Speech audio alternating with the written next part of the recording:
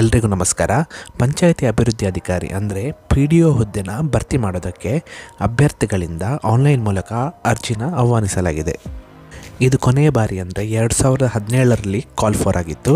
ಅದಾದಮೇಲೆ ಈಗ 2024ರಲ್ಲಿ ಮತ್ತೆ ನೋಟಿಫಿಕೇಷನ್ ಅನೌನ್ಸ್ ಆಗಿದೆ. ಈ ಹುದ್ದೆಗೆ ವಿದ್ಯಾರ್ಹತೆ ಏನಿರಬೇಕು, ಯಾರು ಅರ್ಜಿ ಸಲ್ಲಿಸ್ಬೋದು, ವಯೋಮಿತಿ ಎಷ್ಟಿರಬೇಕು, ಪರೀಕ್ಷಾ ಮಾದರಿ ಹೇಗಿರಲಿದೆ ಎಂದು ಈ ವಿಡಿಯೋದಲ್ಲಿ ನಿಮಗೆ ಎಲ್ಲನೂ ಹೇಳ್ತೇನೆ. ಅದರ ಜೊತೆಗೆ ನೀವು ಆನ್ಲೈನಲ್ಲಿ ಅಪ್ಲೈ ಮಾಡಬೇಕಾದ್ರೆ ಕೆಲವೊಂದು ಡಾಕ್ಯುಮೆಂಟ್ಸ್ನ ಸ್ಕ್ಯಾನ್ ಮಾಡಿಬಿಟ್ಟು ಅಪ್ಲೋಡ್ ಮಾಡಬೇಕಾಗುತ್ತೆ. ಆ ಡಾಕ್ಯುಮೆಂಟ್ಸ್ ಬಗ್ಗೆನೂ ಹೇಳ್ತೇನೆ. ಸೊ ವಿಡಿಯೋ ಸ್ಟಾರ್ಟ್ ಮಾಡೋ ಮುಂಚೆ ನಮ್ಮ ಚಾನಲ್ನ ಇದುವರೆಗೂ ಸಬ್ಸ್ಕ್ರೈಬ್ ಆಗಿಲ್ಲ ಅಂದರೆ ದಯವಿಟ್ಟು ಸಬ್ಸ್ಕ್ರೈಬ್ ಬಟನ್ನ ಕ್ಲಿಕ್ ಮಾಡಿ. ಮೊದಲಿಗೆ ಪಂಚಾಯತ್ ಡೆವಲಪ್ಮೆಂಟ್ ಆಫೀಸರ್ ಅಂದರೆ PDO ಆಫೀಸರ್ನ ಕೆಲಸ ಅಥವಾ ಜಾಬ್ ಪ್ರೊಫೈಲ್ ಏನಾಗಿರುತ್ತೆ ಅಂದರೆ ಗ್ರಾಮ ಪಂಚಾಯತ್ಗಳ ಕಾರ್ಯನಿರ್ವಹಣೆಯನ್ನು ಮೇಲ್ವಿಚಾರಣೆ ಮಾಡೋದು ಅಂದರೆ ಸೂಪರ್ವೈಸ್ ಮಾಡೋದು. ಹಾಗೆಯೇ ಗ್ರಾಮ ಪಂಚಾಯತ್ ಸಭೆಗಳಲ್ಲಿ ನಿರ್ಣಯ ಮಾಡುವ ಪ್ರಕ್ರಿಯೆಗಳು ಹಾಗೂ ಕಾರ್ಯವಿಧಾನಗಳ ಬಗ್ಗೆ ಚುನಾಯಿತ ಪ್ರತಿನಿಧಿಗಳಿಗೆ ಸಲಹೆ ನೀಡೋದು ಅಂದರೆ ಇಲೆಕ್ಟೆಡ್ ಪಂಚಾಯತ್ ರೆಪ್ರೆಸೆಂಟೇಟಿವ್ ಇರ್ತಾರೋ ಅವರಿಗೆ ಸಜೆಷನ್ ನೀಡೋದು ಹಾಗೆಯೇ ಅಡ್ವೈಸ್ ಮಾಡೋದು PDO ಆಫೀಸರ್ನ ಕೆಲಸ ಆಗಿರುತ್ತೆ.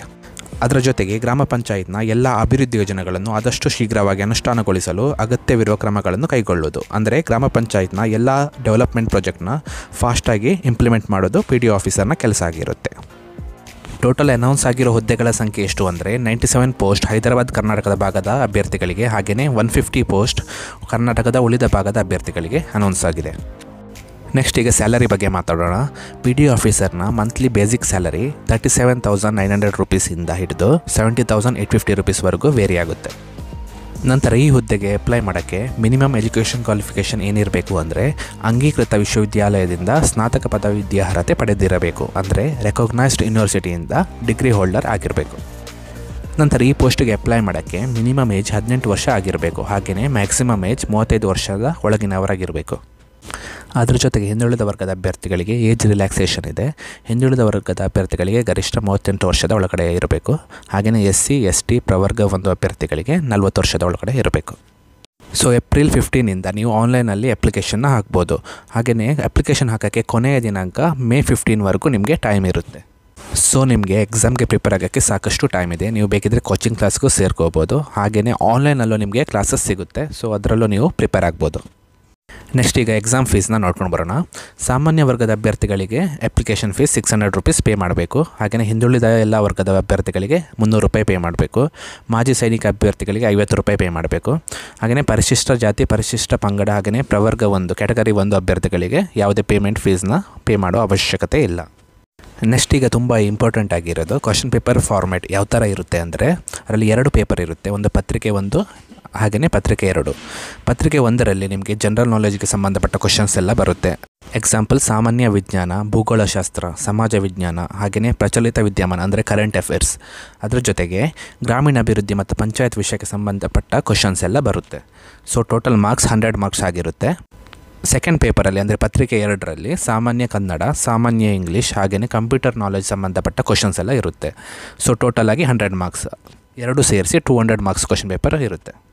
ಈ ಎಲ್ಲ ಸಬ್ಜೆಕ್ಟ್ಗಳಿಗೆ ಸಂಬಂಧಪಟ್ಟ ಸ್ಟಡಿ ಮೆಟೀರಿಯಲ್ ಅಥವಾ ಬುಕ್ಸ್ನ ನೀವು ಆನ್ಲೈನಿಂದ ಪರ್ಚೇಸ್ ಮಾಡ್ಕೋಬೋದು. ಆನ್ಲೈನಲ್ಲಿ ಅಪ್ಲಿಕೇಶನ್ ಹಾಕುವಾಗ ಸ್ವಲ್ಪ ನೀವು ಹುಷಾರಾಗಿರಬೇಕು. ಯಾಕೆಂದರೆ ಗೂಗಲಲ್ಲಿ ಕೆಲವೊಂದು ಫೇಕ್ ವೆಬ್ಸೈಟ್ಗಳು ಸಿಗ್ತವೆ. ಸೊ ನಾನು ಇಲ್ಲಿ ಕೊಟ್ಟಿರೋ ಅಫಿಷಿಯಲ್ ವೆಬ್ಸೈಟ್ಗೆ ಹೋಗಿಬಿಟ್ಟು ನೀವು ಅಪ್ಲಿಕೇಶನ್ನ ಹಾಕಿ. ಅಪ್ಲಿಕೇಶನ್ ಹಾಕುವಾಗ ಕೆಲವೊಂದು ಡಾಕ್ಯುಮೆಂಟ್ಸ್ನ ನೀವು ಸ್ಕ್ಯಾನ್ ಮಾಡಿಬಿಟ್ಟು ಅಪ್ಲೋಡ್ ಮಾಡಬೇಕಾಗುತ್ತೆ. ಈಗ ನೀವು ಅಪ್ಲಿಕೇಶನ್ ಹಾಕೋಕ್ಕೆ ಇನ್ನೂ 15 ಡೇಸ್ ಟೈಮ್ ಇದೆ. ಸೊ ಇವಾಗಲೇ ನೀವು ಎಲ್ಲ ಡಾಕ್ಯುಮೆಂಟ್ಸ್ನ ರೆಡಿ ಮಾಡಿ ಇಟ್ಕೊಂಡಿರಿ. ಸೊ ಯಾವುದೆಲ್ಲ ಡಾಕ್ಯುಮೆಂಟ್ಸ್ ನಿಮಗೆ ಬೇಕು ಅಂದರೆ ಒಂದು SSLC ಮಾರ್ಕ್ಸ್ ಕಾರ್ಡ್ ಹಾಗೆಯೇ PUC ಮಾರ್ಕ್ಸ್ ಕಾರ್ಡ್ ಹಾಗೆಯೇ ಗ್ರ್ಯಾಜುಯೇಷನ್ ಸರ್ಟಿಫಿಕೇಟ್ ಅಂದರೆ ಡಿಗ್ರಿ ಸರ್ಟಿಫಿಕೇಟ್. ಅದರ ಜೊತೆಗೆ ಜಾತಿ ಮೀಸಲಾತಿಗೆ ಅಪ್ಲೈ ಮಾಡಿರೋ ಅಭ್ಯರ್ಥಿಗಳು ಕ್ಯಾಸ್ಟ್ ಸರ್ಟಿಫಿಕೇಟ್ನ ಸಬ್ಮಿಟ್ ಮಾಡಬೇಕಾಗುತ್ತೆ. ಕನ್ನಡ ಮೀಡಿಯಂ ರಿಸರ್ವೇಷನ್ಗೆ ಅಪ್ಲೈ ಮಾಡುವ ಅಭ್ಯರ್ಥಿಗಳು ನೀವು 1ರಿಂದ 10ನೇ ತರಗತಿಯವರೆಗೆ ಓದಿರುವ ಸಂಬಂಧಪಟ್ಟ ಶಾಲೆಯ ಮುಖ್ಯೋಪಾಧ್ಯಾಯರ ಸಹಿಯುಳ್ಳ ಕನ್ನಡ ಮತ್ತು ವ್ಯಾಸಂಗ ದೃಢೀಕರಣ ಪತ್ರವನ್ನು ಸಬ್ಮಿಟ್ ಮಾಡಬೇಕಾಗುತ್ತೆ. ಹಾಗೆಯೇ ಗ್ರಾಮೀಣ ಪ್ರದೇಶದ ಅಭ್ಯರ್ಥಿಯ ಮೀಸಲಾತಿಗೆ ನೀವು ರೂರಲ್ ಸರ್ಟಿಫಿಕೇಟ್ನ ಅಪ್ಲೋಡ್ ಮಾಡಬೇಕಾಗುತ್ತೆ. ನೀವು 1ರಿಂದ 10ನೇ ತರಗತಿಯವರೆಗೆ ಗ್ರಾಮೀಣ ಮೀಸಲಾತಿಗೆ ಒಳಪಡುವ ಪ್ರದೇಶದಲ್ಲಿ ವ್ಯಾಸಂಗ ಮಾಡಿರಬೇಕು. ಹಾಗೆಯೇ ಆ ಸರ್ಟಿಫಿಕೇಟಲ್ಲಿ ನಿಮ್ಮ ಕ್ಷೇತ್ರದ ಶಿಕ್ಷಣಾಧಿಕಾರಿಯ ಸೀಲ್ ಮತ್ತು ಸೈನ್ನ ನೀವು ಮಾಡ್ಕೊಂಡಿರಬೇಕಾಗುತ್ತೆ. ಅದರ ಜೊತೆಗೆ ನೀವು ಅಡ್ರೆಸ್ ಪ್ರೂಫಿಗೆ ನೀವು ಆಧಾರ್ ಕಾರ್ಡ್ನ ಅಪ್ಲೋಡ್ ಮಾಡ್ಬೋದು. ಅದಾದಮೇಲೆ ನಿಮ್ಮ ಫೋಟೋನ ನೀವು ಅಪ್ಲೋಡ್ ಮಾಡಬೇಕಾಗುತ್ತೆ. ಫೋಟೋ ಸೈಜ್ 200 KB ಕಮ್ಮಿ ಇರಬೇಕು. ಹಾಗೆಯೇ ನಿಮ್ಮ ಸಿಗ್ನೇಚರ್ನೂ ಅಪ್ಲೋಡ್ ಮಾಡಬೇಕು. ಸಿಗ್ನೇಚರ್ ಸೈಜ್ನು 70 KB ಕೆಳಗಡೆ ಇರಬೇಕು. ನೆಕ್ಸ್ಟ್ ನೀವು ಅಪ್ಲಿಕೇಶನ್ ಫೀಸ್ನ ನೀವು ನೆಟ್ ಬ್ಯಾಂಕಿಂಗ್ ಅಥವಾ debit card, credit card option ಇರುತ್ತೆ, ಯಾವುದಾದ್ರೂ ಒಂದು ಆಪ್ಷನಿಂದ ನೀವು ಪೇ ಮಾಡ್ಕೋಬೋದು. ಅಪ್ಲಿಕೇಶನ್ನ ಯಾವುದೇ ಮಿಸ್ಟೇಕ್ ಇಲ್ಲದೆ ನೀವು ಆನ್ಲೈನಲ್ಲಿ ಹೇಗೆ ಅಪ್ಲೈ ಮಾಡಬೇಕು ಅಂತ ನಾನು ಸಪ್ರೇಟ್ ಒಂದು ವಿಡಿಯೋ ಮಾಡಿ ಹಾಕ್ತೇನೆ. ಸೊ ನಮ್ಮ ಚಾನಲ್ ನೀವು ಸಬ್ಸ್ಕ್ರೈಬ್ ಮಾಡಿಬಿಟ್ಟು ನೋಟಿಫಿಕೇಷನ್ ಆನ್ ಮಾಡ್ಕೊಂಡಿಟ್ಟಿರಿ. ಈ ವಿಡಿಯೋ ನಿಮಗೆ ಇಷ್ಟವಾಗಿದ್ದಲ್ಲಿ ದಯವಿಟ್ಟು ನಮ್ಮ ಚಾನಲ್ನ ಸಬ್ಸ್ಕ್ರೈಬ್ ಮಾಡಿ. ಧನ್ಯವಾದಗಳು.